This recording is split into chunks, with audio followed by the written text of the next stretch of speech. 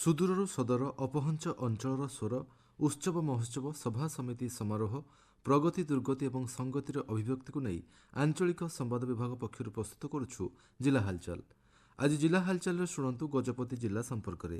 ତଥ୍ୟ ଦେଇଛନ୍ତି ଆମ ଗଜପତି ସମ୍ବାଦଦାତା ଗଣେଶ କୁମାର ରାଜୁ ଓ ଉପସ୍ଥାପନାରେ ମୁଁ ସତ୍ୟରଞ୍ଜନ ମହାପାତ୍ର। ଗଜପତି ଜିଲ୍ଲା ସ୍ୱାସ୍ଥ୍ୟ ସମିତି ପକ୍ଷରୁ ଜିଲ୍ଲାରେ କେନ୍ଦ୍ର ଓ ରାଜ୍ୟ ସରକାରଙ୍କ ବିଭିନ୍ନ ସ୍ୱାସ୍ଥ୍ୟ ସମ୍ପର୍କିତ ଯୋଜନାଗୁଡ଼ିକ କାର୍ଯ୍ୟକାରୀ କରାଯାଉଛି। ଏହି ଯୋଜନାଗୁଡ଼ିକ ସମ୍ପର୍କରେ ଅଧିକ ସୂଚନା ଦେଇଛନ୍ତି ସ୍ୱାସ୍ଥ୍ୟ ସମ୍ପ୍ରସାରଣ ଅଧିକାରୀ ମମତା ପାଢ଼ୀ।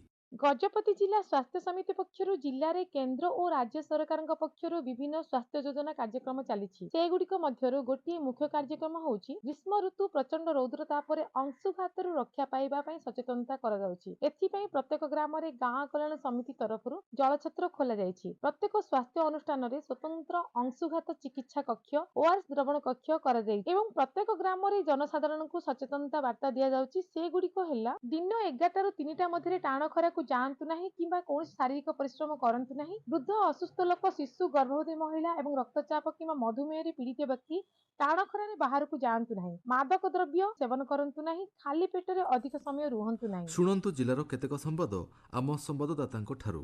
ପାରଳାଖେମୁଣ୍ଡି ସ୍ଥିତ ଜିଲ୍ଲାପାଳଙ୍କ ସମ୍ମିଳନୀ କକ୍ଷଠାରେ ଜିଲ୍ଲାସ୍ତରୀୟ ପ୍ରାକୃତିକ ବିପର୍ଯ୍ୟୟ କମିଟି ବୈଠକ ଜିଲ୍ଲାପାଳ ଶ୍ରୀ ଅକ୍ଷୟ ସୁନୀଲ ଅଗ୍ରୱାଲଙ୍କ ସଭାପତିତ୍ୱରେ ଅନୁଷ୍ଠିତ ହୋଇଯାଇଛି। ବ୍ରହ୍ମପୁର ସାଂସଦ ଡକ୍ଟର ପ୍ରଦୀପ କୁମାର ପାଣିଗ୍ରାହୀ ଏହି ବୈଠକରେ ମୁଖ୍ୟ ଅତିଥି ଭାବେ ଯୋଗଦେଇ ଆସୁଥିବା ମୌସୁମୀକୁ ଦୃଷ୍ଟି ଆଗରେ ରଖି କିଭଳି ଲୋକେ ସୁରକ୍ଷିତ ରହିପାରିବେ ସେ ସମ୍ପର୍କରେ ବିଭିନ୍ନ ବିଭାଗୀୟ ଅଧିକାରୀମାନଙ୍କ ସହ ଆଲୋଚନା କରି ପୂର୍ବ ସତର୍କ ରହି କାର୍ଯ୍ୟ କରିବାକୁ ଅଧିକାରୀମାନଙ୍କୁ ପରାମର୍ଶ ଦେଇଥିଲେ।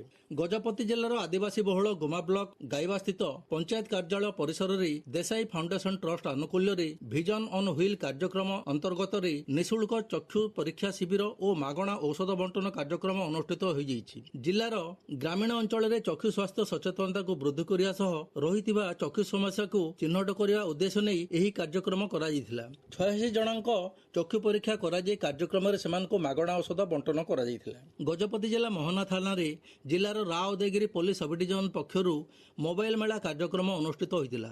ଲୋକଙ୍କ ହଜିଯାଇଥିବା କିମ୍ବା ଚୋରି ହୋଇଯାଇଥିବା ମୋବାଇଲ ଫୋନ୍ ଗୁଡ଼ାକୁ ପୋଲିସ ଖୋଜାଖୋଜି ଓ ଧରପକଡ଼ କରି ଫୋନ୍ ଉଦ୍ଧାର କରିବା ପରେ ଏହି ମେଳାରେ ପୋଲିସ ମୋବାଇଲ ଫୋନ୍ର ପ୍ରକୃତ ମାଲିକମାନଙ୍କୁ ଫେରାଇ ଦେଇଥିଲେ।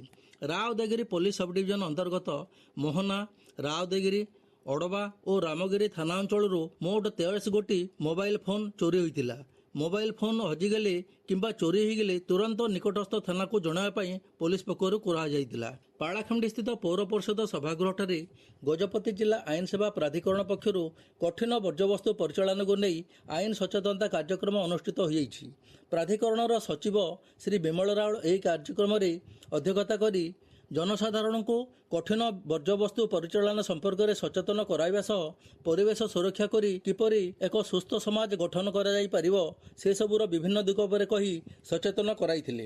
ଗଜପତି ଜିଲ୍ଲା ମୋହନା ସ୍ଥିତ ବ୍ଲକ କାର୍ଯ୍ୟାଳୟର ସମ୍ମିଳନୀ କକ୍ଷଠାରେ ମୋହନା ବ୍ଲକର ହିତାଧିକାରୀମାନଙ୍କ ନିମନ୍ତେ ସ୍ୱାସ୍ଥ୍ୟ କାର୍ଡ ତଥା ଆୟୁଷ୍ମାନ କାର୍ଡ ବଣ୍ଟନର ଶୁଭାରମ୍ଭ କରାଯାଇଛି।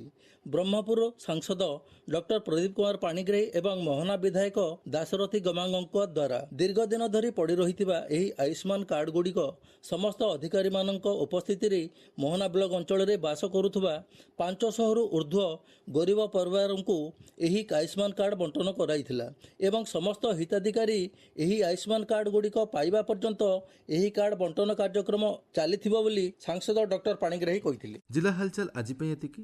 ଆସନ୍ତାକାଲି ଜିଲ୍ଲା ହାଲଚାଲରେ ଶୁଣିବେ ଗଞ୍ଜାମ ଜିଲ୍ଲା ସମ୍ପର୍କରେ।